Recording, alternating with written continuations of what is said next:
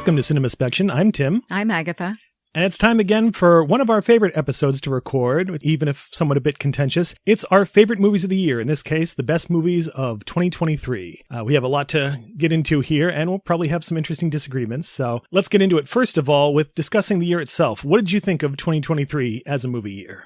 As a movie year, it was pretty overwhelming, just a great swath of amazing work. Some of it, of course, is due to the fact that things that were scheduled to come out the year before or much earlier in the year was kind of all backloaded and coming out in dribs and drabs after the actors' strike kind of cleared up. And the writer's strike. And the writer's strike, too. I mean, just everybody struck. Hollywood's really been hit with it. COVID, strikes. Right. So things that have been on the schedule for quite a while are finally showing up and all at once, which is great and terrible because it made choosing this list very difficult, which I want to talk about my criteria, if you don't mind. I'm going to bring this up too. I'm sure my list is going to be very upsetting for some people because it's omitting some big things.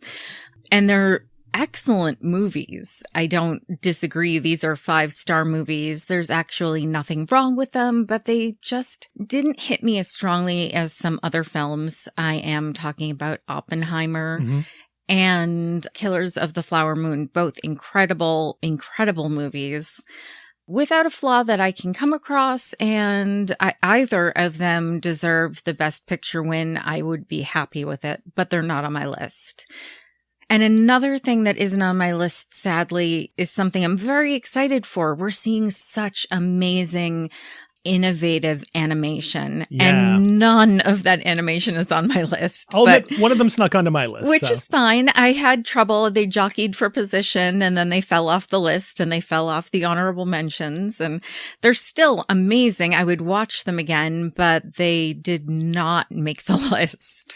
There are a couple, like you said, that are just like, I'd say perfect films, no flaws in that I can say, but they didn't, not even that they didn't connect with me, but they didn't connect with me as much as other ones. There are some on my list that I would admit have some flaws. Oh, I agree. But where they work, especially in how they emotionally affected me, put them onto the list higher than other stuff. And it's important for me to remind myself, this isn't what the Oscar awards are going to go to, and they might not even necessarily have been Oscar-nominated films, but they're films that deeply connected with me, affected me, or is just a genre I purely dig. Yeah, you get into that weird mix of like, is it the best film or your favorite? I sometimes don't really draw that distinction when it comes to this stuff. If a movie does what it's supposed to do perfectly, I think it's valid for it to be in the best of list. And for me, most of these did that. That's the thing. One other thing I want to bring up is I like that we had some hit movies that maybe will help shake us out of this whole intellectual property obsession that Hollywood has right now of just like, hey, here's this thing. You like this. Remember? Here, enjoy it again. Like the fact that Oppenheimer did so well, I think is a great symbol of that a 3-hour biography of a nuclear physicist brought in audiences who really enjoyed it. I think that's a good sign. And I think there's a lot of other, not quite independent, but like further away from the studio stuff that was doing original work that actually got attention. That gives me hope because there's only so many comic book movies or revivals of old TV shows you can do. Anything else you want to say about the year before we jump into the films? I think I'm all set to talk about the films. Okay. Now, I do want to mention we're kind of instituting a new rule on this one that these are movies that got a general release, either on streaming or in movie theaters, but like one-off screenings and some of the movies we might have seen at film festivals are not eligible this time, which would have changed my list in a couple ways. I'm sure, but it would have made it a little too difficult to narrow down hundreds of movies. And I would assume as a listener, it's much more satisfying to know some of the movies on the list rather than have 10 festival films. Well, I ran into it with like Landlocked a couple of years ago. Right. That was number 2 on that list. And then it actually got an actual release the next year. And I'm like, maybe I should have waited for it to actually get that release. And granted, not everything does, unfortunately, but I do want to bring up 2 movies that I'm not going to be discussing in the list, but would have been on the list otherwise. Right. One of them is Sweet Relief, the newest movie from Nick Verde, who I brought up previously for his movie Caucasoid. It's this wonderful, weird, sort of a thriller. It kind of defies genre. It's got elements of horror, it's got elements of thriller, it's got elements of social drama about this internet fad gone awry. And it's one of those movies that you really can't predict where it's going. You can't even really predict who the main character is because it's this fantastic ensemble piece. But Verde's doing some amazing stuff, and that film is terrific. And the other one was one called Maya by director Kay Levin that I saw as part of Salem Horror Fest, this amazing Pakistani film about these two adopted sisters, and one of them is trying to help the other one when she becomes ill with what appears to be symptoms of jinn possession. I've never had an audience react, and me along with them, to a movie the way this one did, of just being like, oh, that's sweet, and then gasps and chills, and by the end everyone was just like worn out from the ringer that movie put us through. So if those films hopefully will get wider releases soon, keep an eye out for both those because those are great. And if they do, they might end up on next year's list. Who knows? As usual, we're going to be doing 3 honorable mentions and then counting down our list. And we're keeping the same rule that if there's a movie that's on one person's list but it's higher on the other person's, we're going to wait until we get to the higher position before we discuss it, which makes for some interesting situations with this, but I think it's a good way to go. It's worked. Yeah, I think so. Do you want to start with your honorable mentions first? Why not? So I just saw this movie, admittedly, and I've been mulling on it for hours. Did it make my list? Did it not make my list? Is it honorable mention? What is this? But it did, in fact, make my honorable mentions, albeit the very last one, Anatomy of a Fall. Which did not make my list. It's another one of those ones that I think is like technically perfect, but somehow just didn't grab me to make it onto the list for me. It's directed by Justine Triet. I'm not sure how to pronounce it. I've probably just mangled it. My apologies. And it's about a woman who's suspected of her husband's murder, and her blind son is the only witness to this. Part of it takes place in a trial, which I always love those types of films. And I'm a fan of films that make you wonder one way or the other. You're never really sure what's going on. You're given as many pieces as the jury is, basically, maybe a little more information, but you're given the choice here. Do you believe? Do you not believe? Or are you just going to throw up your hands? At the moment, I'm in throw up my hands. It could be either, and I love being in that space as a viewer. It's a type of film that makes me want to watch it again and see if I can glean more out of it, if I can change my mind. Is she guilty? Is she not? I don't know. Brilliantly acted by Sandra Hüller, playing the wife in this situation, the accused wife.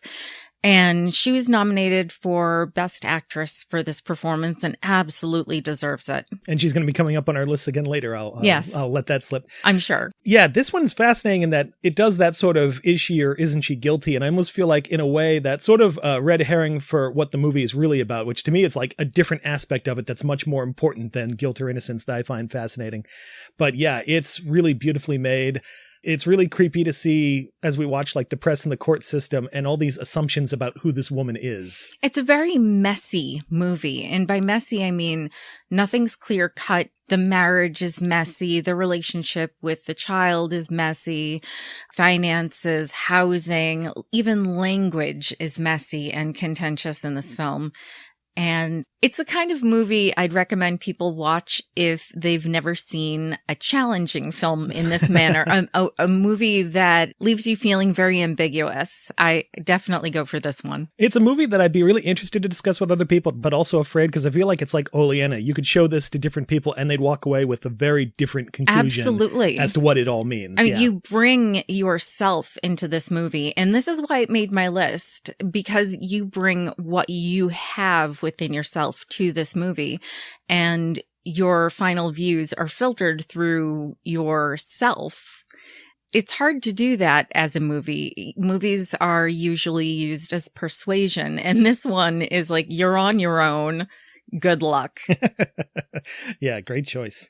Okay, my first honorable mention, it's one of those ones where it's a sentimental one for me because it's just a great unabashed genre movie, and I enjoyed it a lot more than I was expecting, and that's Lee Cronin's Evil Dead Rise, the newest installment in the Evil Dead series. I'll admit, I wasn't a big fan of the Evil Dead remake, but I think this one, like that one was trying to do, it comes the closest to going back to the original and making it scary again.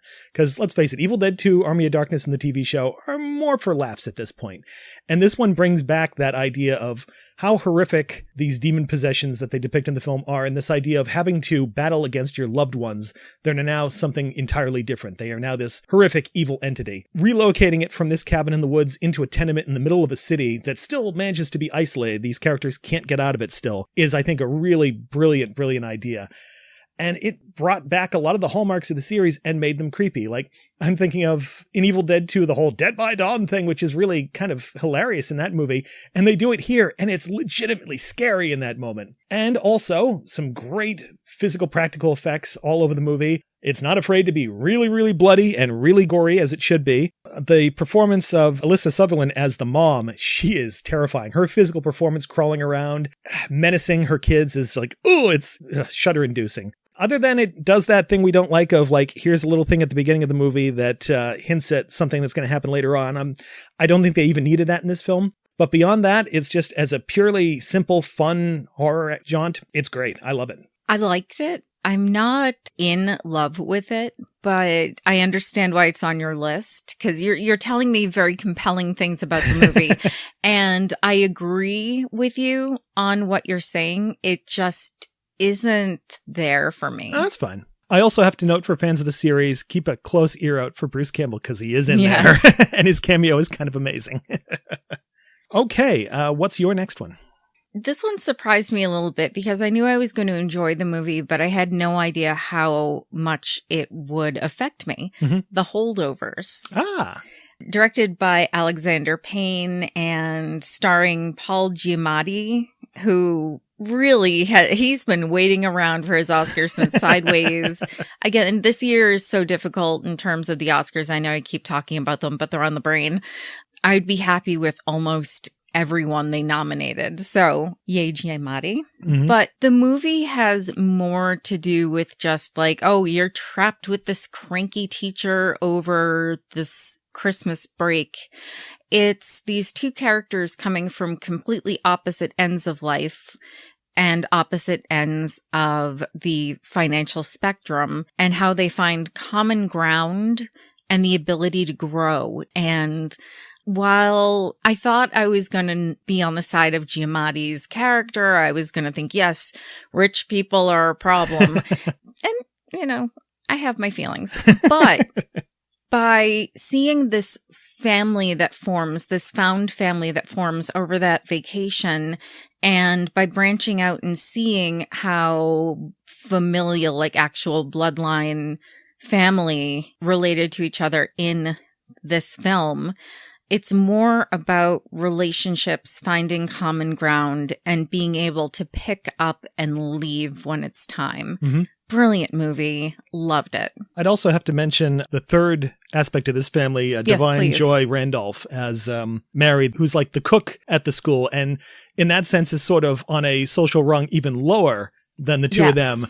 And she just gives a wonderful performance. And that classism definitely comes into play, especially earlier on in the film. She's not treated well in the beginning. Yeah, absolutely not. And as time goes on, there becomes more of an ease. And while they're very much individuals, it does seem as if they are trying to help each other move on. And I like that all three of these characters, Giamatti, Dominic Sessa as Angus, and Divine Joy Randolph, they're not all completely great people, but they're not all terrible people either. No. Like Angus is a brat, and yet we have this scene where he's trying to comfort one of the other holdover kids who's really terrified. Mm-hmm. And we see, there's some decency in him too. Yeah, absolutely. Plus, we have to mention that watching this movie and seeing them go see a movie at the Somerville Theater in our usual spot up there, up on the balcony, was really surreal and bizarre. So that's twice that's happened because of Hollywood hits showing up in Sound of Metal. It's like, hey, one of our theaters is in this movie. Right. It is strange. I'm shocked that didn't make your list. It was very close. That's amazing. It was very close. It was in the number 10 slot for the longest time. And then it just got pushed off and then pushed off the honorable mentions. Because I had to keep thinking of the ones that I just kept coming back to. And it was 9 or 8 on my list. And then I saw more and it just kept moving. I was afraid after I watched the last 3 movies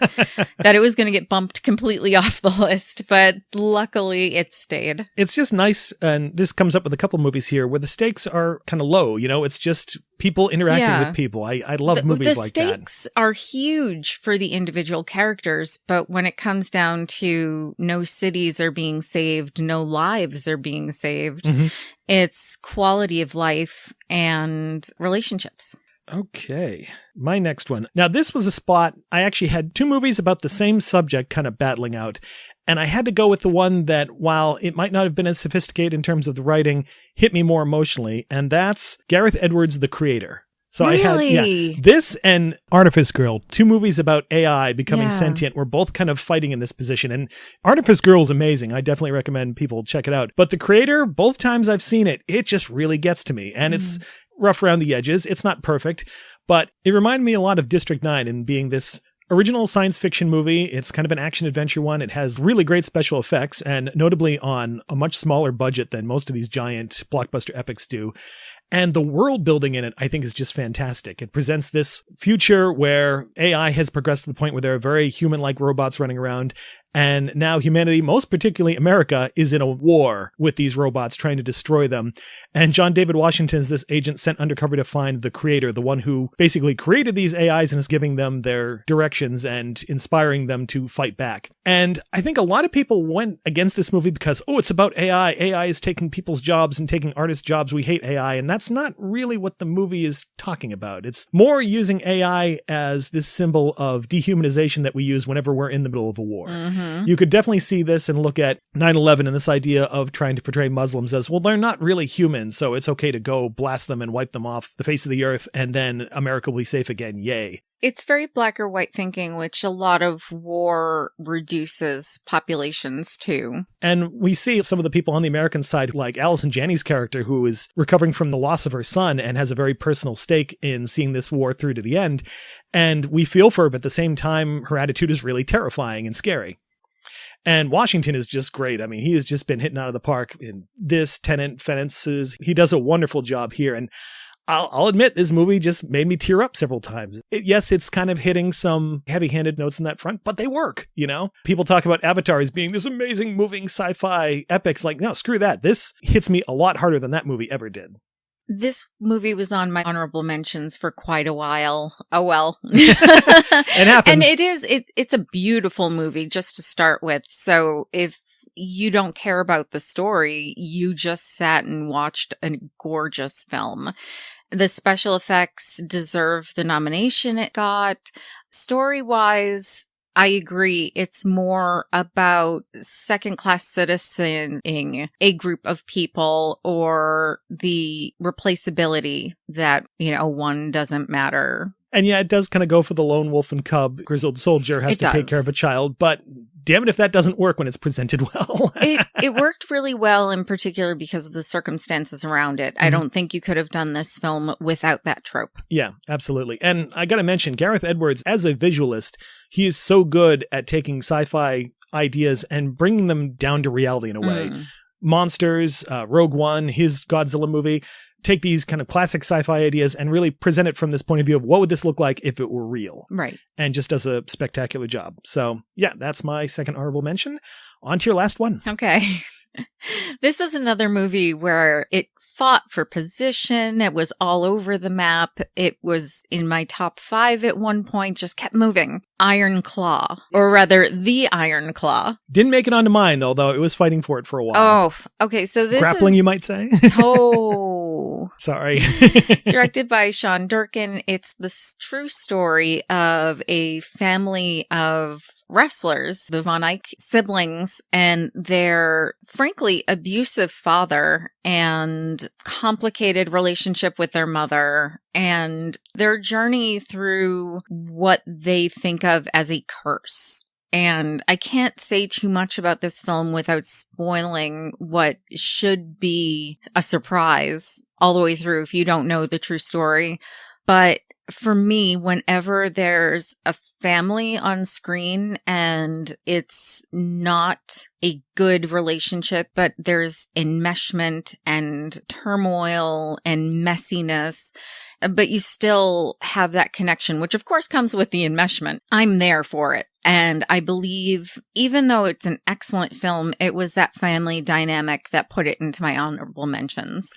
I also mentioned that it reminded me of Boogie Nights and this idea of giving you sort of the nuts and bolts look at how an industry works in like the 70s and 80s. And those aspects I thought were fantastic, showing the growth of wrestling as this giant phenomenon. And we got to talk about Zac Efron's performance. Holy shit. The physical transformation. Ooh. Right. I didn't recognize him just to start with. And I never thought of him as an actor because I don't want to say I didn't think much because I just didn't think of him as an actor. Or a non-actor. I just didn't think about Zac Efron. But now I realize, wow, he has been slowly building this career to a point where he is dramatically acting in a manner that's moving. He disappears into the role, and I love that. I love when an actor becomes unrecognizable, not necessarily the physicality, but when you know it's an actor and you start seeing the character rather than the actor, that's something I treasure. I've seen him do comedy, and he was fine at that, but to see him do this and play this character and show this amazing vulnerability, that he's this big giant wrestler, but he's also broken. And sad and terrified for what's happening and what could happen to his family. And the final scene he has in this movie moved me to tears. It was beautiful, yeah. And I'm never sure how to pronounce his name. Halt Makalani as the dad, who you'd recognize him from like Mindhunter or Fight Club. Man, he is terrific here. He's a monster, but you could understand why he would have that effect on his kids. Yes. Yeah, very good choice. Thank you. Okay, my last one, and I was battling back and forth on this one, but I felt like in the end I had to include it. My last honorable mention is Martin Scorsese's Killers of the Flower Moon. Hey, it got in there for you. It did get in there. I still think about it, and just to break in before you talk about it, and I'm still fighting with myself over not putting it in the list, so go ahead. It's funny because, I mean, yes, it's a historical epic, but it's also very in character for Scorsese because at its heart, this is kind of a crime movie about a crime that might be more insidious than anything the mob ever did.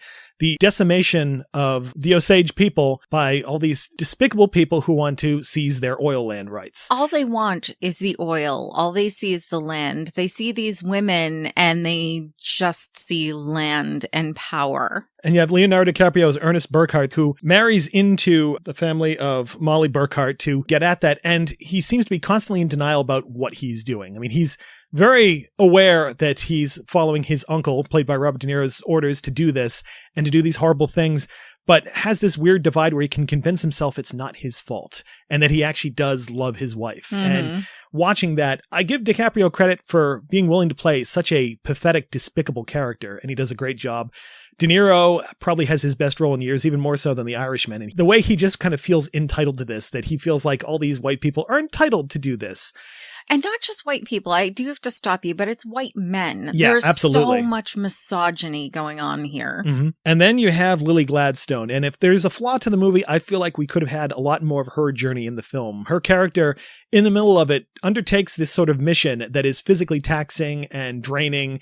And I almost feel like you could have done a whole movie just about that. Agreed. And it would have been compelling. And I do wish we could have gotten more here. But even with her role as small as it is, she sets this presence over the movie. And even without too much dialogue, just the way she can emote without saying anything. And you start to wonder, I mean, how much does she suspect about what's being done to her and her family? Is she aware?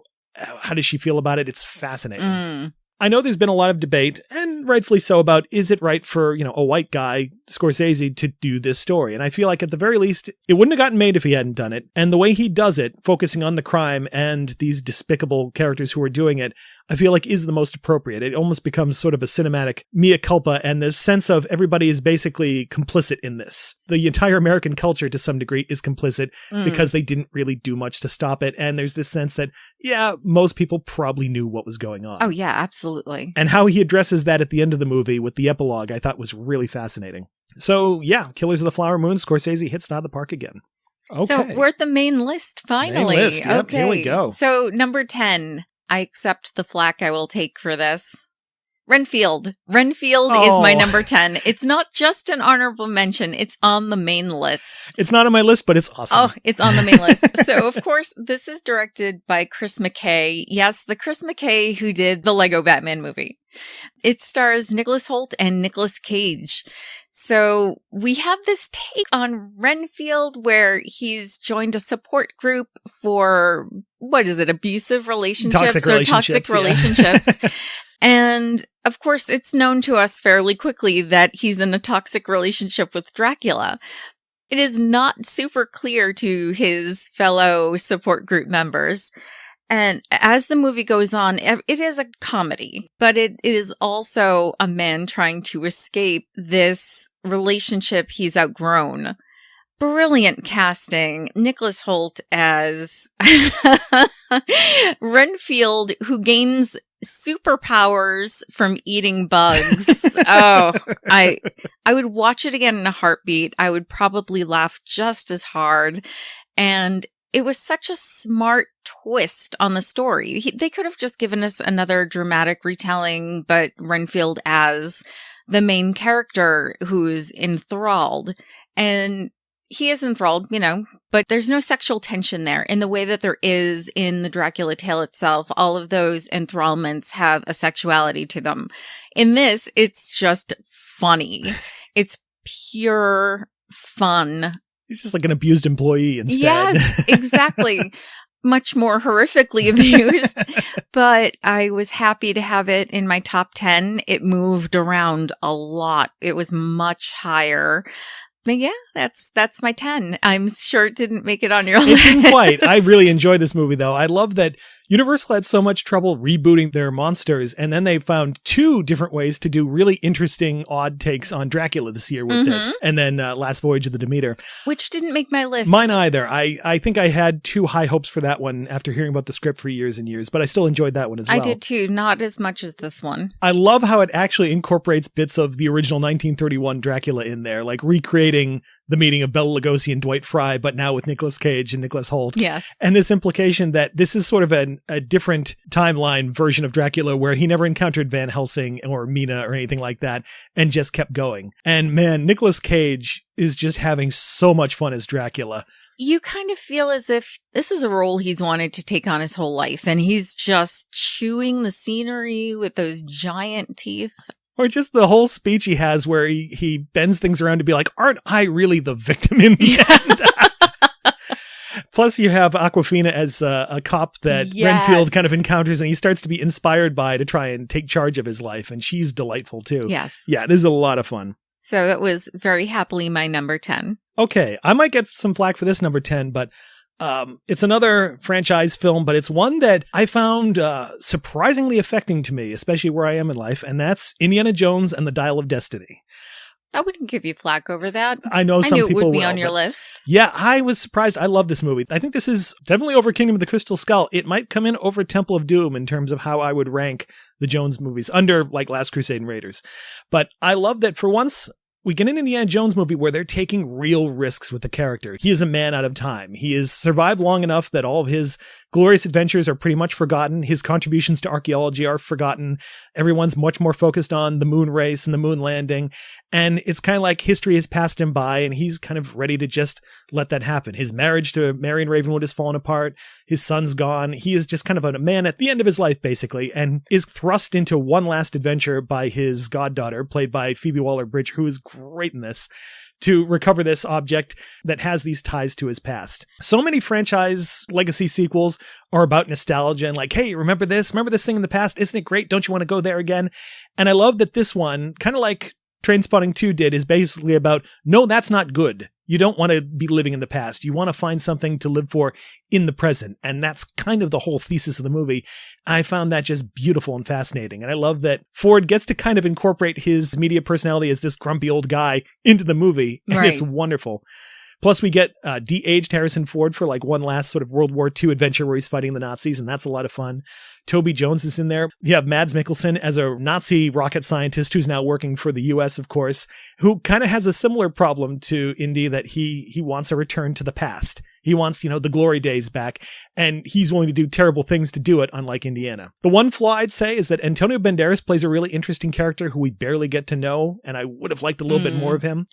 James Mangold, when it comes to sending off characters in a really great way, as he did with Logan, he's just terrific at it. And yes, it kind of lacks that Spielberg touch that the best in the series had, but he still does a great job with the action, a great job with the story. I really, really love this one.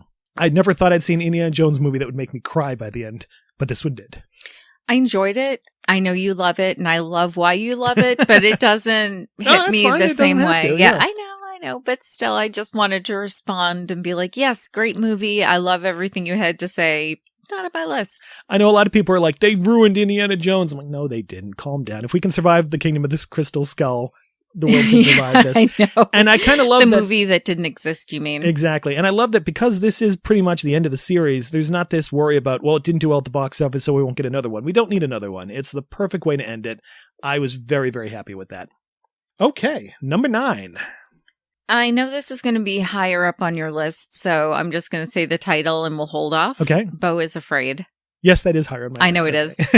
This one might be higher on your list, so well, I'm just going to say the let's talk title. about it. Sanctuary. Higher on my list. Okay, we're going to wait. All right. Number 8. Higher on your list as well, Godzilla -1. Yes, it is. God damn it. Okay, I don't think this one's on your list, so I think we can jump right in. My number 8 is Brooklyn 45. Not on my list, Okay. but I did love the movie. This is one that surprised the hell out of me, and I really didn't expect it would stay in the top 10, but man, I couldn't get this one out of my head. Directed by Ted Geoghegan, who previously did We Are Still Here with Barbara Crampton and Larry Fessenden, who's also in this one.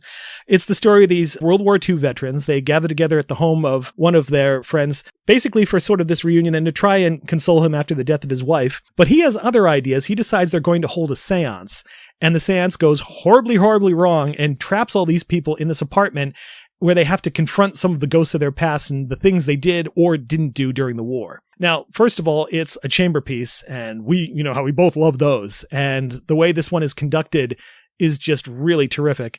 It has a really great cast: Anne Ramsey, Ezra Buzzington, Jeremy Holm, Ron Raines, Fessenden, in what might be his best acting performance. I think he is really terrific in this.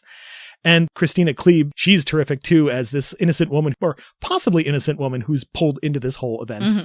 To see Geoghegan take horror and kind of twist it into a different direction, where it's scary, but it's also really getting at the horrors of war and the horrible things people will do in war, I thought that was just fascinating. And it's one where a lot of the time you're not quite sure where you stand with characters. I mean, I still don't know where I stand with some of them. Do you respect this character? Do you not? In the end, something happens where it's like, was that the right thing to do or not? You're not quite sure. I just found it really fascinating. It's on Shudder right now. I'd recommend checking it out. It's a wonderful little movie. So number 7, this movie, it was so much higher on my list for ages. Oh, the regret. I hear the regret. The regret isn't that it placed lower, more than I still have feelings about the film that made me want to place it higher. Okay. But if I had, it would have knocked out things that hit me better. Okay. Barbie. Oh, funny. I actually Is have it Barbie on higher. your list? It is you higher. do? Oh It's my higher, goodness. yep. That's funny. Okay, so Barbie is on my list at 7, and we are going to move on to 6. Okay, we have one that I know Or is 7 for you. 7 for me. I have one that I know is not on your list now, and that's Spider-Man Across the Spider-Verse. Yeah, not on my list, but I'm happy it's on yours. This was on the top, or near the top, for so long, and I actually had to go back and watch it again this week to be like, was I just really thrilled by it in the moment, and would it hold up to watching it again? And it really did. The first one, which was not on my list that year, it was on yours, I remember, was a lot of fun. But this one, I think, just blew it up into something even bigger. And it's the Marvel property that actually knows how to do multiverse stories and do them correctly, it seems like. The only one so far. And I'm critical of a lot of stuff in general. And specifically a lot of the multiverse stories. I'll give Loki a little room. Loki is pretty amazing too. Well, that doesn't count. I mean, I have feelings. They don't necessarily mean they're all bad. This one continues the story of Miles Morales and to a greater degree of Gwen Stacy as Spider-Gwen. Mm-hmm. Gwen becomes involved in this group of organized Spider-Men that are trying to fix all of the multiversal problems, incursions of one character ending up in the wrong universe and all these holes, and uses it as an excuse to see Miles again. But he can't quite let it go and follows her and causes this major disruption of everything. The only flaw I'd say about this movie is the fact that it's a cliffhanger. We have to wait so long for the resolution because the twist it does, it has these giant, huge action scenes that don't feel bloated the way a lot of the ones do in the actual live action blockbusters. They're inventive and clever. And this is a movie where watching it the second time, I realized how much great dialogue I missed and how many great, clever jokes I missed because the movie doesn't really stop to be like, wasn't that funny? It's just kind of like, all right, we had a laugh. We're going on. Boom. And we have to talk about Daniel Kaluuya as the most amazing new character. Yes. Hobie, Spider-Punk. Oh my God, he is Love just him. wonderful. Completely anti-establishment, but also at the same time, like Miles, like Spider-Man in general, is just so basically decent that under his kind of too cool for school exterior, he's actually a really nice, good guy.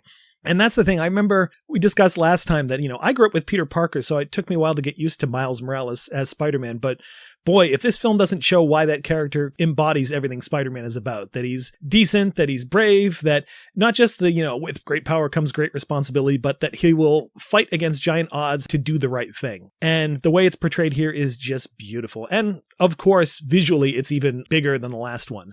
Some of the different things that they bring up with different universes, and it's just so pretty to look at. And when it comes to the universe of Spider-Man, if you're a fan of the character, you'll be like pointing at the background like, oh my God, look at that. Oh my God, look at that. All these different little in-jokes and Easter eggs and references to years of Spider-Man fandom, but without, again, stopping the story to just throw it in your face. If you see it, great. If not, it just whizzes by. My only problem there is we still don't have Nicholas Hammond Spider-Man in there somewhere. I know. Come on, give Hammond a break. So I agree with you. It's a fantastic movie. The innovations that Spider-Verse and Teenage Mutant Ninja Turtles did in animation this year, just, I love it. I want more of it. Yeah, huge credit to Joaquin Dos Santos, Justin K. Thompson, and Kemp Powers, the directors. They just did a superb job.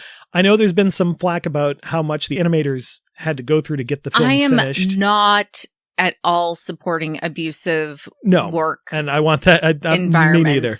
I'm hoping that things will improve for all the animators and they'll have the time and room and resources to do this properly and not rush to hit a release date. Or, to do the same caliber of work in a way that does not interfere with them being alive. That'd be nice.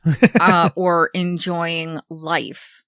There's no reason a movie should work people that hard around the clock for how long to get it finished for some imaginary deadline. I'm sorry, don't like it. Sorry, just thinking about that reminds me of one of my favorite lines in the movie when they see this giant hole in one particular universe and Spider-Punk's just like, yeah, it's a metaphor for capitalism. Yes, exactly. Okay, so that was my number 7. What's your number 6? My number 6 might be higher on yours, okay. So go for it. Saltburn. Not on my list. Oh this my is God, the one I've been cowering about. Not on your. Okay, see, I'm not upset it's not on your list. I am surprised. It was tough. I really wanted to get it on there because it is an amazing movie and it definitely gave me emotional reactions, although different from all the other ones on here. But no, it didn't quite make it. This one fought for position as well. It was much higher, and it didn't switch because I saw new movies. It just settled into position. But it's written and directed by Emerald Fennell. It stars Barry Keoghan, Rosamund Pike, Richard E. Grant. I mean, I could just keep going. It's truly a journey. It's not a journey I personally have a connection to. Unlike a lot of these films where I feel like, oh, well, in my history, I have this thing that makes me really sympathetic toward this character or another. But I'm never sure what to expect from any of these characters except nastiness. And in varying ways and for varying reasons. And the cruelty of it is fascinating because it's a very civil cruelty until it's not. Mm-hmm. And you're never sure when that moment is not just going to happen, but where things build on each other and things become more cruel and more intense and more passionate. And I'm still a little worried that Emerald Fennell might pigeonhole herself a little too hard.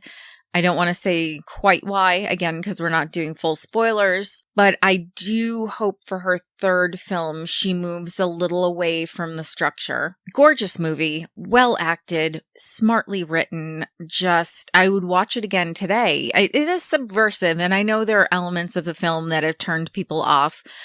Good. It should. It absolutely should, and I'm glad you had strong feelings. I love it. I'd watch it again. One of the things I love about it is that I can picture Emerald Fennell behind the camera chuckling at some of the stuff she's going to put the audience through. There are some scenes in this that, man, I was squirming so much in my seat during a lot of bits of this. And I definitely gathered that that's sort of the point, to make the audience uncomfortable, to really put us through the ringer. And it's great. Yeah.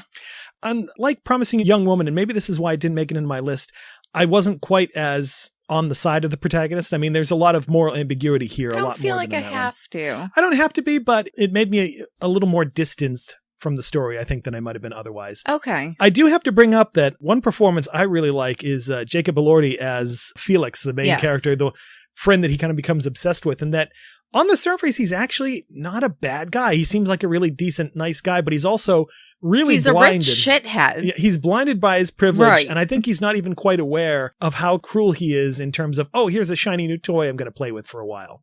A lot of people have pointed out the comparisons to Talented Mr. Ripley, and like in that film where Jude Law has to be really charismatic and compelling, and you have to see why this character would become fixated on him. I buy it here. I think Elordi does a great job. And this is easily the best I've ever seen Rosamund Pike. She is wonderful here.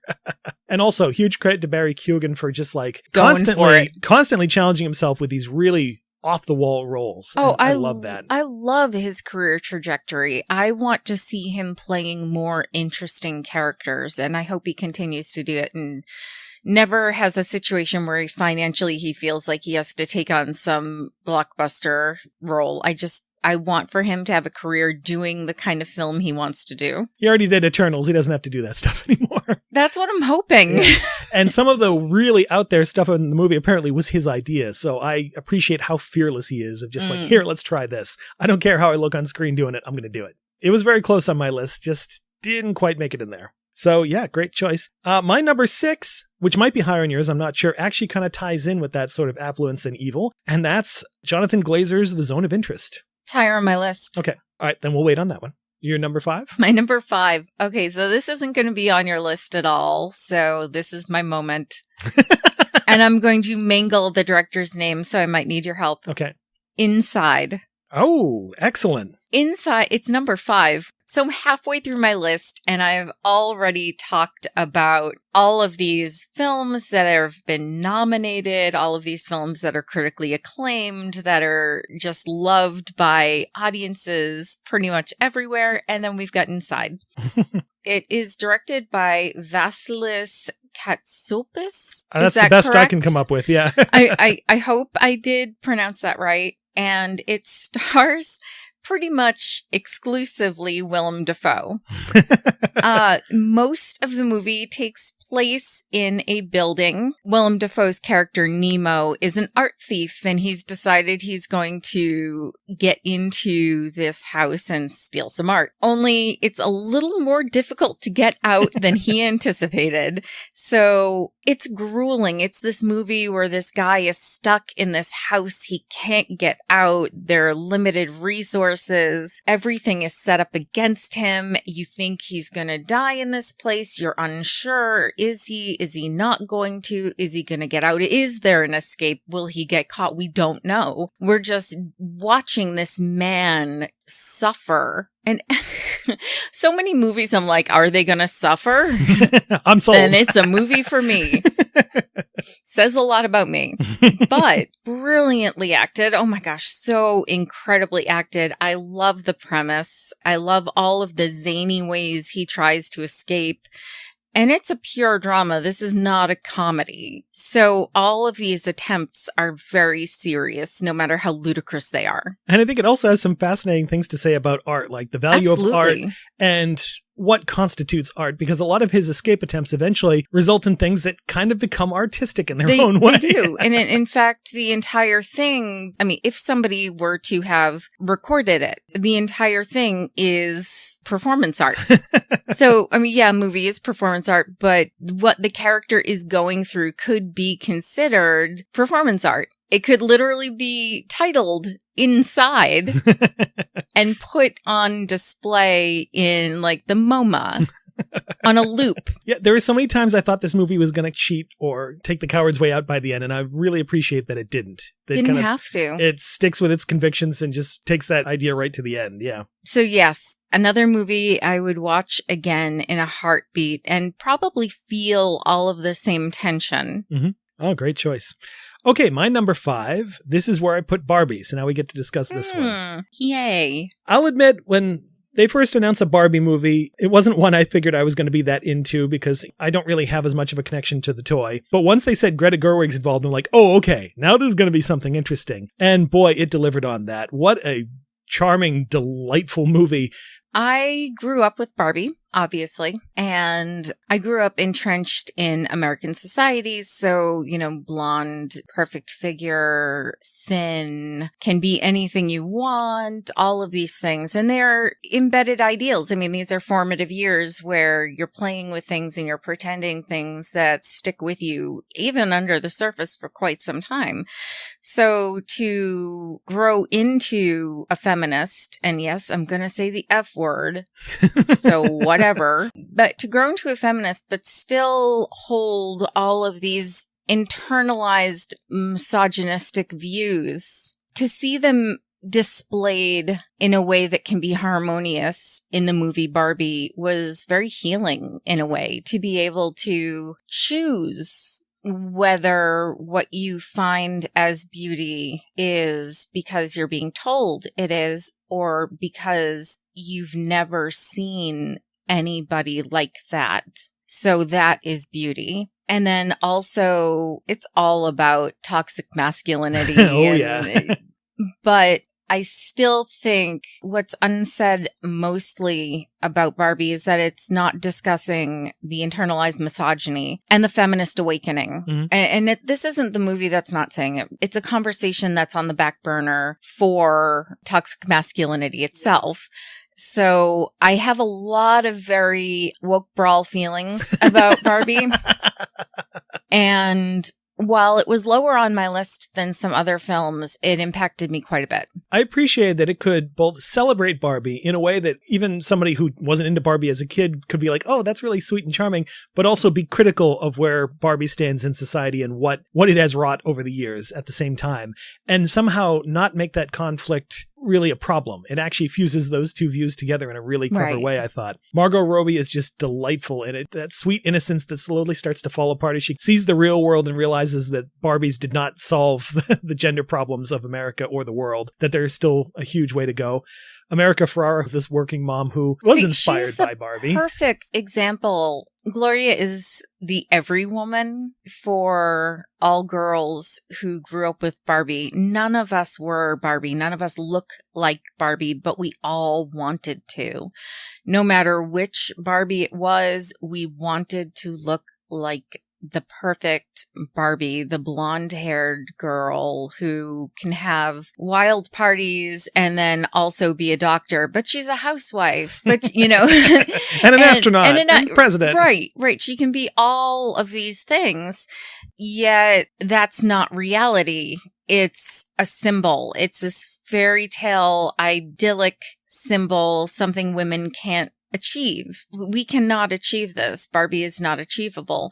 But by taking the character Barbie and having her slowly become self-aware of her own flaws, where she thought what she was doing and what she stood for was purely good and amazing, only to find that it complicated things. And it might not have been the best for everyone, but these feelings are still there. I still love Barbie. I'm very aware of how Barbie has influenced my own views on myself, on my body, on my successes.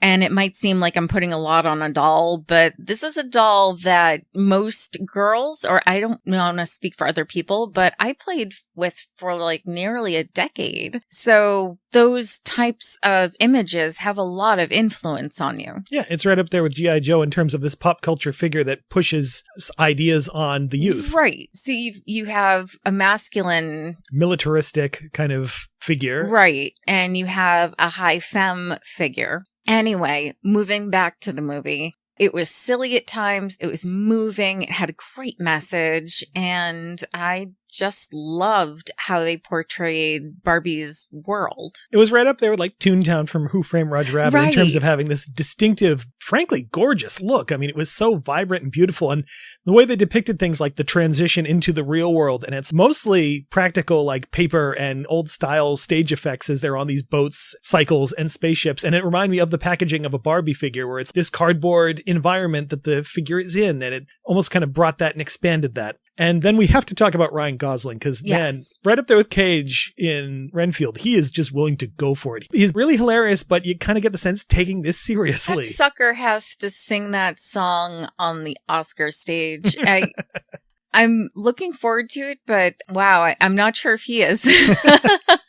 I mean, he could have so easily looked completely ridiculous, and he does, but in the way he's supposed to. It's intentional. And the idea that this toxic masculinity hits him the same way it does so many people, of just like, well, I deserve all this because I'm a guy. Wait, I'm a guy, so I can have horses and rule everything, and everything's going to be mine? Okay, cool. And it's like he just doesn't even understand what he's doing or what it's doing to the world around him. I would also argue that because in Barbie world, Barbie is the central figure, that it can be read that roles are reversed a little bit, and that while Barbie gets to do and be anything she wants, Ken is relegated to whatever Barbie allows him to be. Whatever's left over. Right. And if we're going to dig into it a little deeper, I think that that's supposed to reflect the fact that there really should never be a superior sex, male or female, that there should be a balance in terms of what's available and what's allowed for each. See, I saw it more as just he doesn't have a way to define himself without Barbie, so therefore he figures he has to be with Barbie all the time. And when he's not allowed to be that, it throws him off because then who is he? He has to, like a lot of guys, has to figure out who he is without the girl that he's lusting after. And he doesn't really have that identity yet. And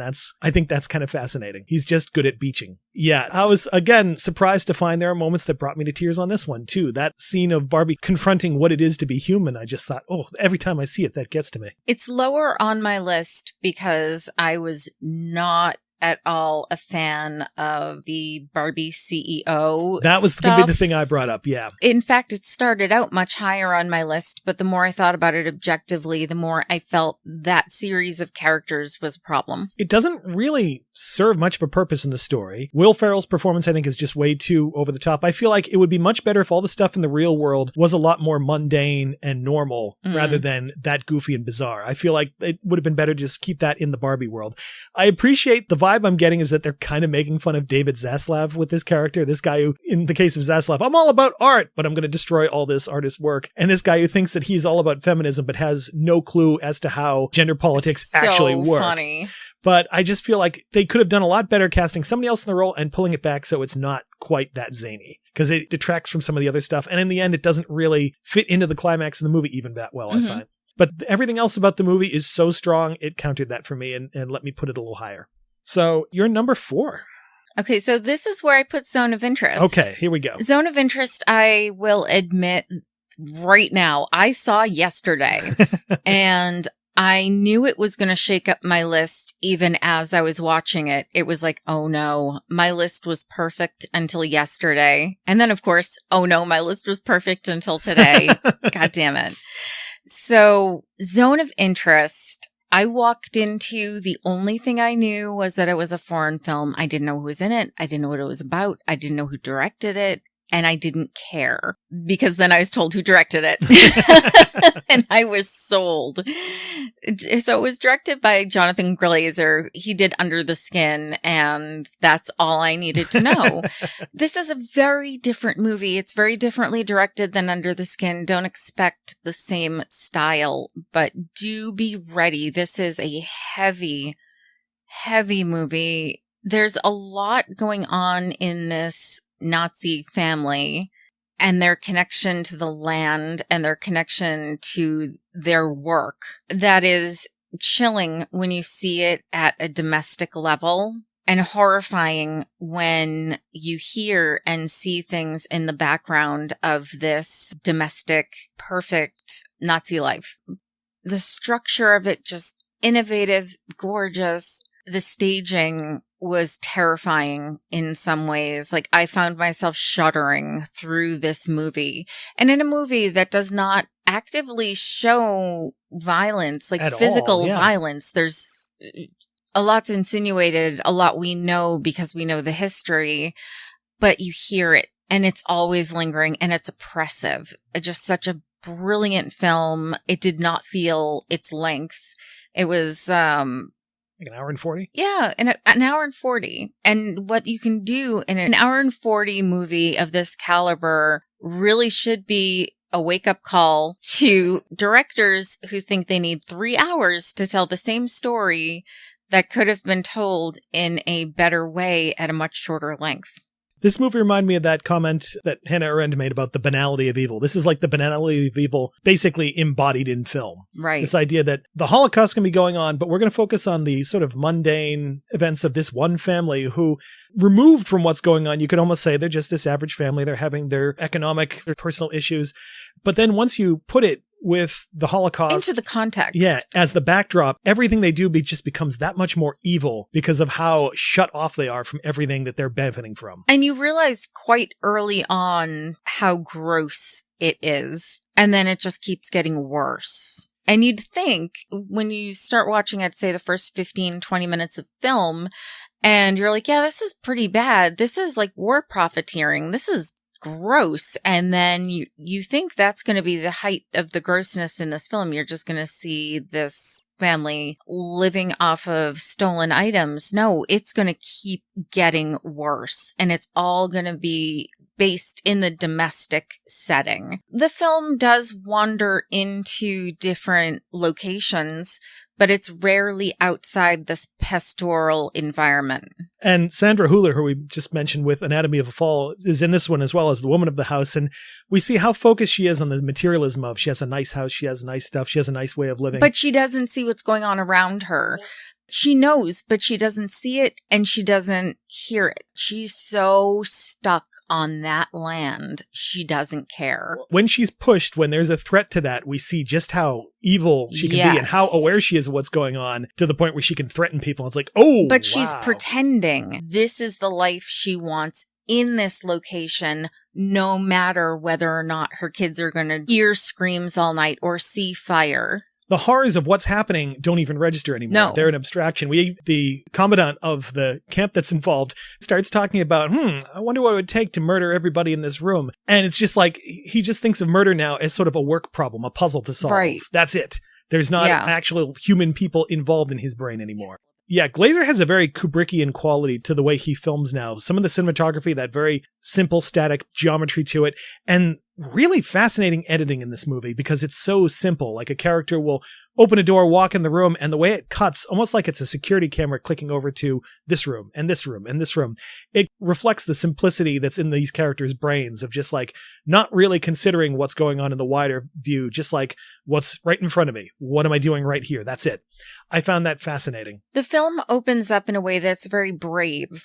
It opens on a black screen with the title coming up, and the title slowly fades away over a long period of time. And then we're left on black for a long time, just listening to this haunting music by Michael Levy, of course. They did the score for Under the Skin. Always love hearing their work. And then the film just starts like that. And at the halfway point, something similar happens, and it is in a different color and sets the stage for the second half of the film. It happens nearly at the center of the film. Glazer's one of those people now that after his previous 4 films, I'm going to see anything he makes because I just find it fascinating. Right. They're directors. If I hear their name, I'm like, oh yeah, I'm going to go see that. I don't care what it's about. As soon as I heard he had another movie, like, oh, we're in. That's it. Yep. I don't care what it is. And I'm very happy that it hit quite so well. It's almost like I don't want to say a Holocaust movie for people who don't want the violence of the Holocaust thrown in their face, but at the very least to see the other aspects of it, the other really twisted and evil versions of it, the sanitized version of it for some people, I think is even scarier. That was, your number 4? That was 4. Okay.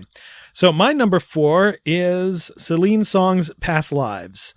A really nice, small film. Again, like The Holdovers, the stakes are just human emotions, but it's just so beautiful and so wonderfully detailed and sweet and subtle about these two friends, Nora and Hae-sung, who grew up in Korea. Eventually, Nora emigrated with her family to Canada and then America, and they reconnect when Hae-sung travels to New York to visit her, by which point she's married, and it creates this whole mess of conflicting emotions for both of them and for her husband that they have to sort through. And there are many ways you could imagine what this movie could be under a different director, and in fact, one of the jokes of the movie is that the husband is constantly pointing out, like, oh, I'd probably be this character in the movie. Yeah. Yes. And yet the movie sidesteps that entirely. All three of these characters, none of them are bad people. They're all just kind of wrestling with these questions of what if? What would have happened if this had gone slightly differently? Would the two of us had ended up together? Should we have? And the way they sort through that and the messiness of it, that Song allows it to be very messy and to not be completely resolved, I think is absolutely beautiful.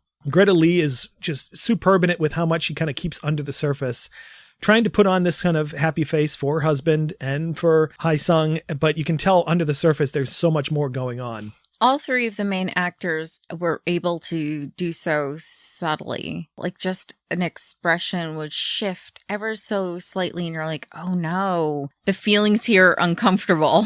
And Song allows a lot of scenes to go on a lot longer than any other director would, so it gets really awkward, these long pauses, these moments where these two people haven't seen each other in 25 years, have no idea what to say to each other, and they're just so awkwardly like, wow, yeah, wow. And just allowing that to go on as long as it does, I think is wonderful. And John Magara as the husband, watching him in the background of scenes, his character is trying to learn Korean for his wife, and you get the sense he's picking up on a lot more of what's happening around him than everybody else thinks. Yes. And I think that's beautiful. And the next to last shot of this movie, I haven't cried that hard in a movie in a long time. Need a minute?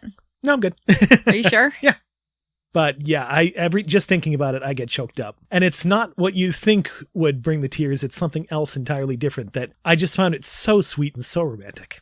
Yeah, I think it's kind of a shame she wasn't up for Best Director at the Oscars this year because her direction is a lot more subtle, and it's the kind of thing I think would go over a lot of people's heads in terms of how much work she's doing with this, but I think it's wonderful.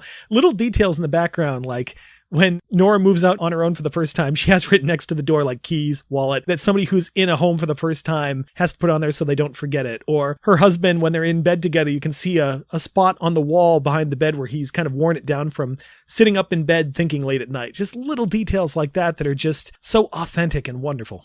One of the things that you're talking of, the environments, you get the sense of Seoul and you get the sense of New York and some of their similarities and some of their differences, food, interactions, and you can see how the distance between them has grown, but there's so much familiarity still. And the environment just emphasizes the distance. And I love the opening scene where we just hear people talking about our three main characters trying to speculate on who they are. And what their relationships are. And it points up how hard it is to tell what's going on with somebody just from the surface. Yes. Yeah, I'm really excited to see what Song goes on to do because I think this was her feature debut. And if so, it's really exciting to see where she'll go from here. That was my number 4. What's your number 3? My number 3 is Sanctuary. Ah, here we go. Yes, we can talk about Sanctuary finally. So Sanctuary is directed by Zachary Wilgon. I didn't know him before this, so we'll see what he goes on to. How do I put it? There's a cat and mouse game between this couple who has a relationship, and they are a couple in my mind. They have a relationship. She is a dominatrix and he is basically the John. But it's a movie that takes place like 99% of the time in this hotel room, and it plays out these power struggles and these power dynamics, and it was funny and it was smart and it was sexy, and I just loved it. I think of it as almost like a kinky version of Sleuth, where you have these two people playing games with each other. And to quote RuPaul, there's a game within a game within a game. And you're constantly trying to reevaluate, okay, are they role-playing some elaborate thing here, or is this what's really happening? And both characters, I think, are kind of having the same issue at points. Mm-hmm. And the way it switches genres to, this is really cute and funny, this is really scary all of a sudden, this is suspenseful, it's kind of cute again, it's scary. Back and forth, I thought that was absolutely amazing. There are so many points where I'm like, wow, Margaret Qualley as the dominatrix, like, wow, she is crossing so many borders here. This is really horrific. But at the same time, then I'm like, well, maybe she kind of has a point with some of the things she's doing. And the two leads, Margaret Qualley and Christopher Abbott, who we're going to be discussing again in another movie coming up, they are both up to the challenge with this one in terms of showing the different layers of these people. Abbott is this heir to this corporate fortune, and he has all these kinky inclinations that he has to hide away somewhere.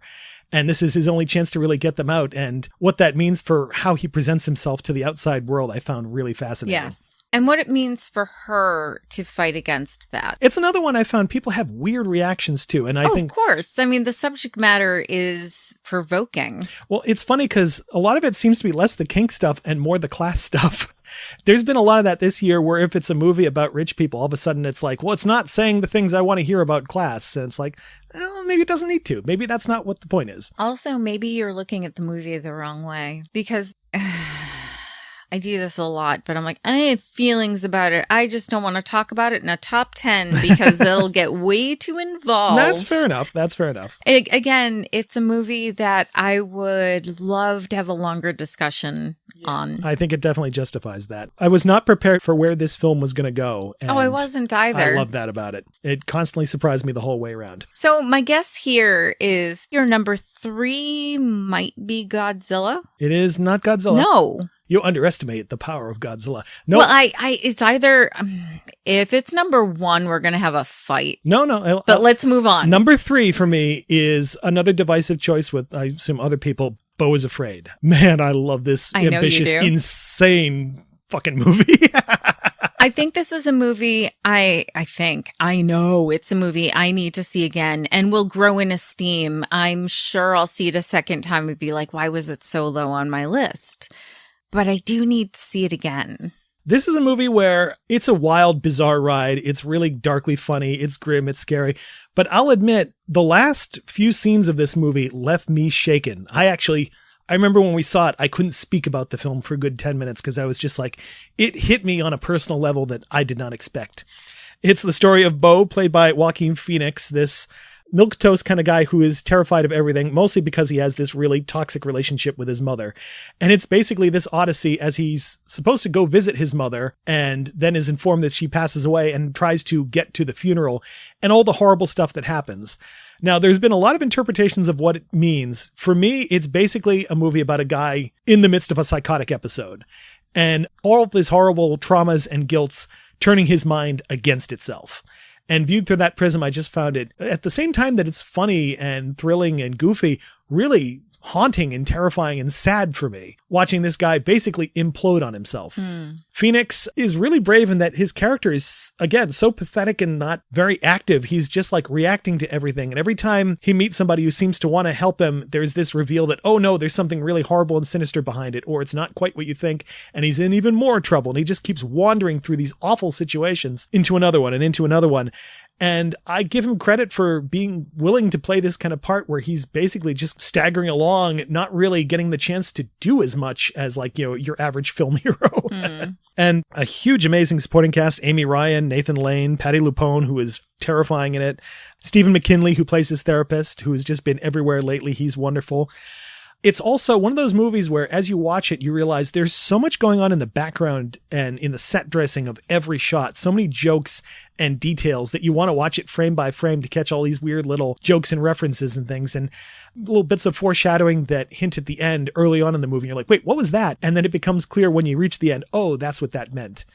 It's just a fascinating movie. Clearly, this is something that Aster has been building up this goodwill so he could do. And I saw a lot of people being like, well, this is why you don't give directors creative freedom. It's like, no, fuck you. This is exactly why you give directors creative freedom. This is. So they can do insane stuff like this.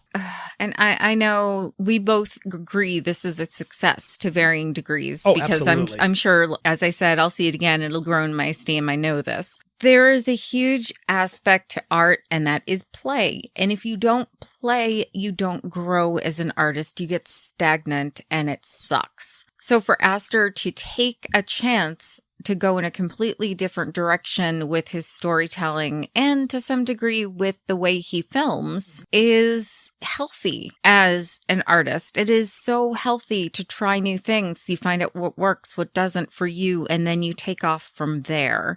He was in danger of getting himself pigeonholed into cult horror guy. And I love cult horror guy, and I'd love to see him go back to that at some point. But I'm excited for the new direction. Absolutely. From this point on, he is very unpredictable. You have no idea what he's going to be coming up with next. And that's I love exciting. that. Yeah. Right. If you're open to the journey on this one, I just think it's not a pleasant film. No. It will not leave you with warm, sunny feelings or even necessarily a sense of resolution at the end. But boy, it did something to me. I would say it's a Kaufman kind of film. So if you liked movies like Being John Malkovich, if you liked movies like Schenectady, New York. See, that's the one that came to mind a lot Right. while watching it. Yeah. If those are films that intrigue you in one way or another, films that are a little more difficult to parse out what's reality. In fact, I'd include Mother into that Absolutely. list of films. Then Beau is Afraid is going to work for you better. I can imagine myself getting into so many fights about this movie with other people, but I won't fight you. no, I know you won't, but I'm so happy whenever I see somebody else is like, yes, that movie was awesome. Like, yes, you see it, you get it. Cool. So that's my number 3. Yay. Okay, number 2. Yeah, my number 2 was number 1 on my list for so long. God damn it. I was so mad when I had to displace it, but I had to. Okay. Infinity Pool. I don't think it's on your list at all. No, it was just in the honorable mentions until about an hour ago or 2 hours ago when I had to kind of bump it off for a few other ones. Nope. Infinity Pool. This is Brandon Cronenberg being Brandon Cronenberg. So he and his father, because unfortunately you can't talk about one without talking about the other, are body horror aficionados. They attack them from 2 totally different methods. Brandon, while I don't want to say it's bloodless because it is far from bloodless, it has a sterility to it that his father's work doesn't. His father's work is very gooey. His father's work also, I think, has a little bit more of a humor to it. Brandon's is just mean, and I love it for that. But I do find his sci-fi bent is a little more realistic. Yeah, all of his movies seem to exist in this very recognizable world that just has this one thing that's a little askew that puts it into science fiction. Right. Yeah. And this is taking place in a location where people are vacationing. Rich people, of course, are vacationing. And our main character and his wife, played by Alexander Skarsgård and Cleopatra Coleman, they meet a woman who's played by Mia Goth, of course. So that's the warning sign right there. Right. So they have these wild parties, wild adventures, and they're not supposed to leave the resort for one reason or another. Of course, things go awry. Somebody dies. Skarsgård's character gets arrested for this murder, but this place is weird. So there are interesting rules in this culture that help rich people avoid any sort of punishment. It gets even more batshit insane because the group of tourists he's fallen in with reveal themselves to be deplorable. They are debauched. They murder, they abuse, they fuck with people because they have money. They've been committing murders. They go on this place like yearly to go get all of their grossness out and have no punishment. And they try to drag Skarsgård along with them, and things shake out in ways that aren't expected. I don't want anybody to go into this with too much knowledge. Again, this has been the year of rich people doing bad shit. And I just love it. I love any film he comes out with. I'm there for every film he makes. Something about both the Cronenbergs, and I think all three of them, because the daughter is making a film now too, taking really mundane aspects of humanity, tourism or performance art and things, and twisting it in weird, gooey, bizarro ways, I think is absolutely fascinating. Hearing this idea that these people are so bored by the normal tourist activities, they move into crime and just the most dark, horrifying stuff they can do just for a thrill. It's not just that they're bored of the vacation, they're just bored in general. Everything is accessible through money. So if money is your way out of any situation, why not? There's this dehumanizing of anyone who is not themselves. And I think as a group, they would turn on themselves if it came to it. It's really people who have bound themselves through money and selfishness. They're so desensitized that the value of human life is nothing but something to amuse them very quickly and temporarily. And the excuse for them to get together and do this is also to heighten the dopamine hit so that they have people to show off for. They have people who they can laugh about all of this cruelty with. But when it comes down to it, these are people who are just individually selfish. And if one of their party died or fell off the map, they wouldn't give a shit. And Skarsgård's character, it's funny watching this after Barbie because I feel like he has some Ken qualities in that he seems to feel like the appendage to his wife, who is rich, and he was this writer who had one hit and kind of disappeared into the ether. And so this is partially, I think, his way to sort of establish himself or declare himself in a weird way. Oh, also in a way where he feels now he's important because these other people who he thinks are important find him interesting, who enjoy his work, who think he's worth being around. So he's being seduced by other people's money, while at the same time, he benefits from his wife's money, but he's also resistant to it because it is not his own. Yeah. And Mia Goth, oh my God, she is terrifying in all the most wonderful ways. Yeah.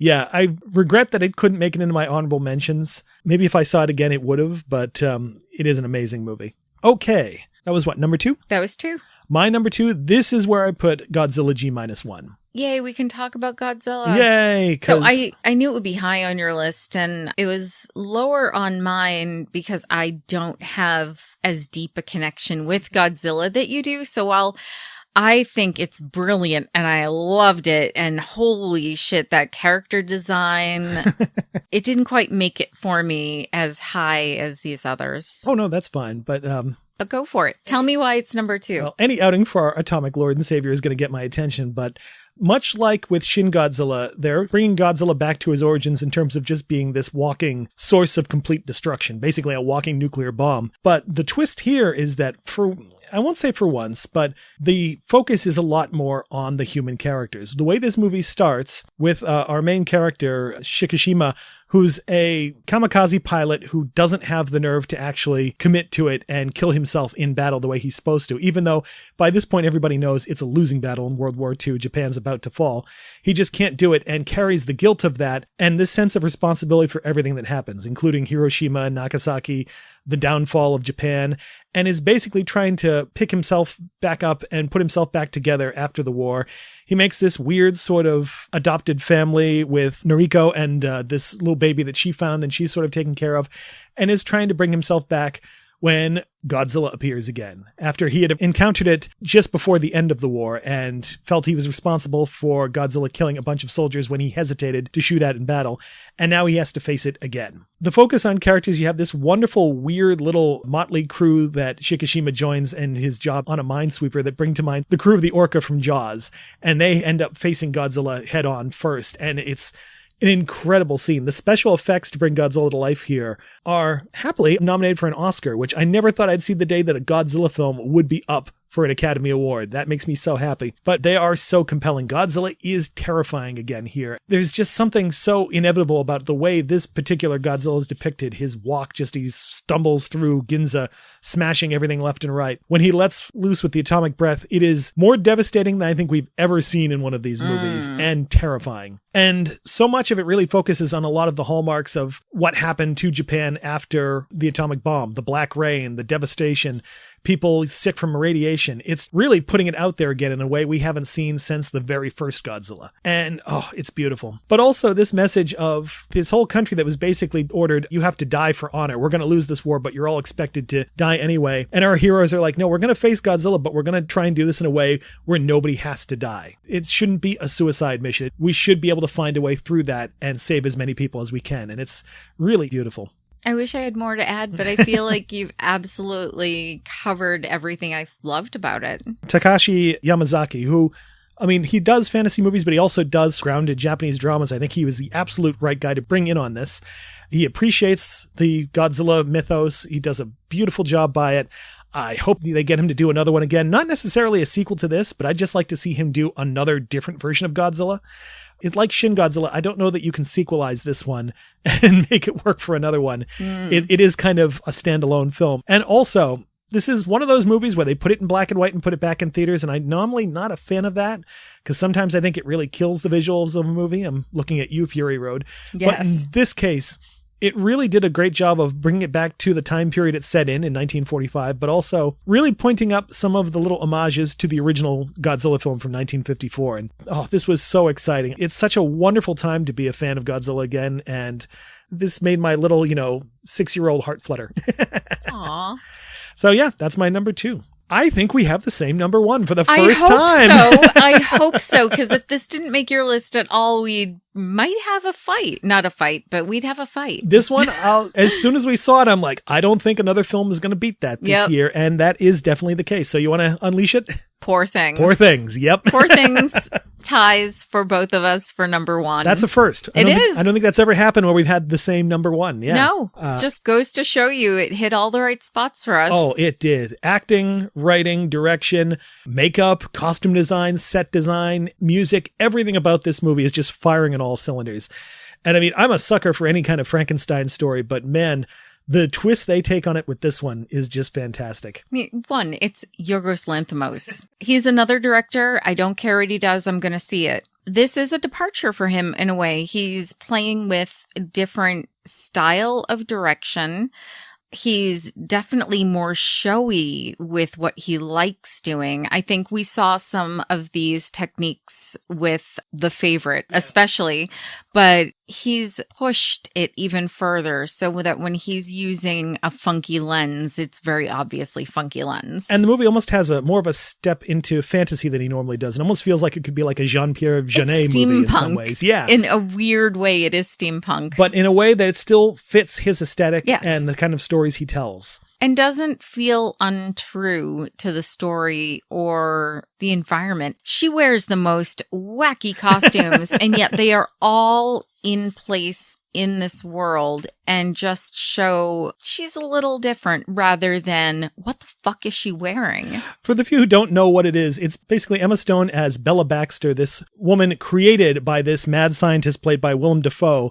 And her education and self-education into what it means to be a woman, what it means to be a person. And because she's so inexperienced in social norms and conventions, she just kind of goes terrassing through life. Yes. And it's wonderful. And she learns and grows. And I think in a lot of ways finds who she wants to be and who she is, while at the same time improving upon her maker. And trying to, in some ways, improve people around her and the circumstances around her. Yes. As she understands them to be. Exactly. But in sort of her naivete, I think her understanding actually comes a lot closer to reality than a lot of the people around her. And you have Mark Ruffalo playing this incredibly sleazy guy who is attracted to her, but more in this sense of wanting to control and possess her. And Ruffalo gets so much credit for just going over the top and being willing to be so goofy and silly in this. And Willem Dafoe as the mad scientist. Oh my God. And the makeup job on his character. Honestly, when I first saw a picture of it, I thought it was CGI. I could not figure out how they could distort a human face in such a fascinating asymmetrical way, but it's beautiful. And his character is really terrifying in some of the things he does, but we also get hints of the cruelty that was enacted upon him to make him this way. And this trauma that's passed on through society and accepted as this is supposed to be normal until somebody stands up and goes, well, no, I'm not going to go for that. And also, as mentioned, Margaret Qualley and Christopher Abbott show up in little bit parts here as well. It's good to see them again. The music score is so off kilter and bizarre. I love it. Oh. I don't even know if that got a nomination this year, but I wanted it to. It definitely deserved it because it's wonderful and so of a piece with the movie. I can't praise this one enough. It's so weird watching it and just constantly worrying that it might drop the ball at some point, but it never does. It never does. No, not at all. In fact, I was not expecting it to go in the direction it did or to end so strongly. Because I agree, I felt at some point this movie's going to lose steam, and it never did. This is another movie where I think you and I were in the theater laughing uproariously at a lot of things that other people were like, what? It's definitely that in Sanctuary, we were both laughing, and we were the only ones laughing in the theater. Which maybe it says a lot about us, but I think we like quality film is all. That's what everybody thinks. But Lanthimos, we've loved everything he's done, pretty much. And it only makes me more excited for his next one is supposed to be a weird little mini trilogy of bizarre stuff. And I think Dafoe is working with him again.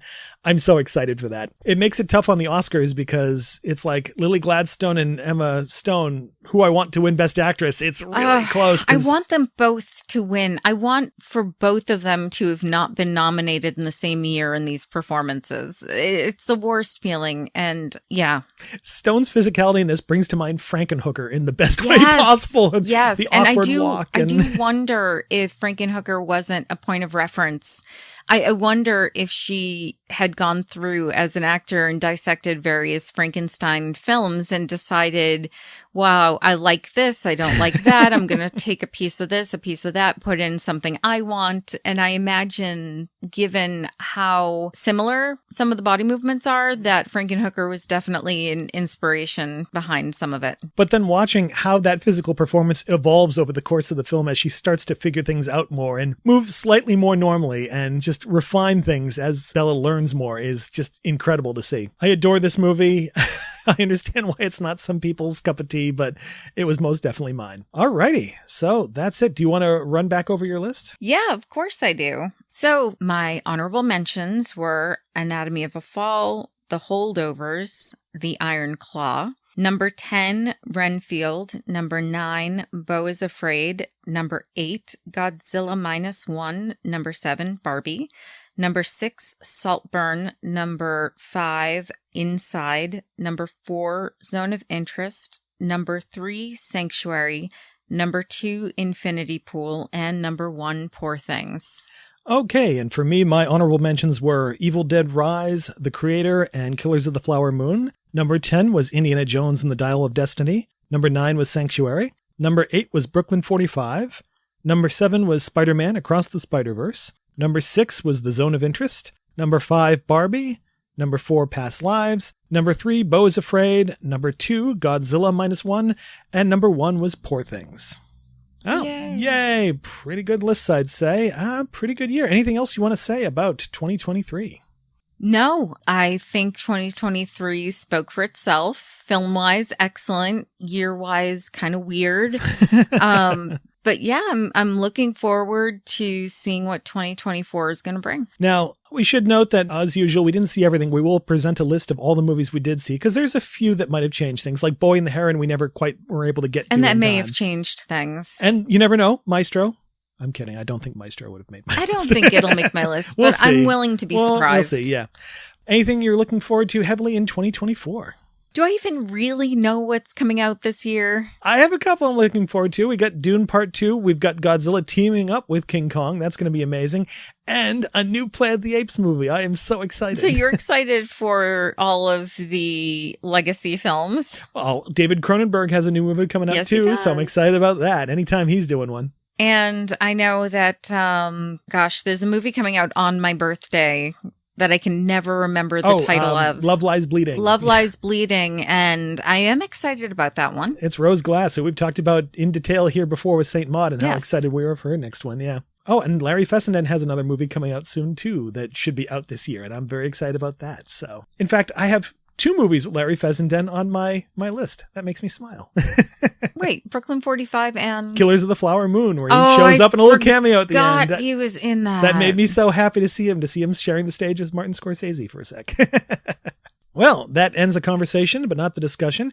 If you'd like to have your say about the films of 2023 or feel that we missed something, which I'm sure we did, Check out the comments section for this episode on cinemaspection.com and start talking. Email your comments, complaints, questions, and suggestions to cinemaspection@gmail.com. You can also like our Facebook page and follow me on Blue Sky at tluz.bsky.social. And follow me nowhere because social media can be tiresome. You can also check us out on Instagram at CinemaSpection. Our show is available on Apple Podcasts, Spotify, YouTube, and Amazon Music, so if you like what you hear, please subscribe. If you have a moment to spare, please leave us a review as well. We appreciate your feedback, and your reviews help increase our visibility. We'll be back to discuss another movie soon. Until then, thanks for listening, and remember to keep watching closely. There's more to a movie than what's on the screen.